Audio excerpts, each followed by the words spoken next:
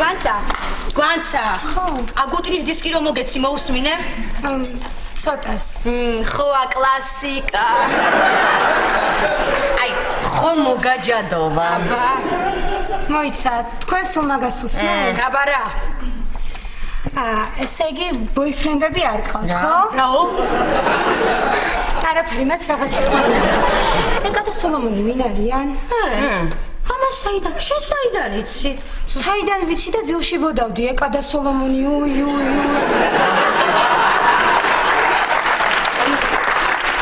ნუ, ქეთევან, ეხლა ესეც ღლომტია და ვალდებულია იცოდეს.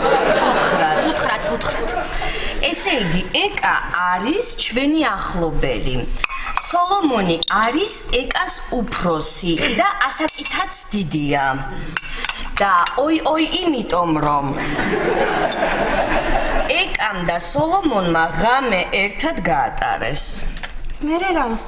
ვაიმე, ვერ გაიგო ბავშვმა.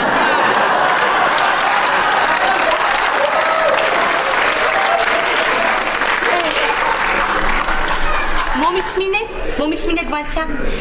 როცა ორ ზრდასრულ ადამიანს მოსწონთ ერთმანეთი, აი ამის შემდეგ ეკას და სოლომონს ჰქონდათ სექსი.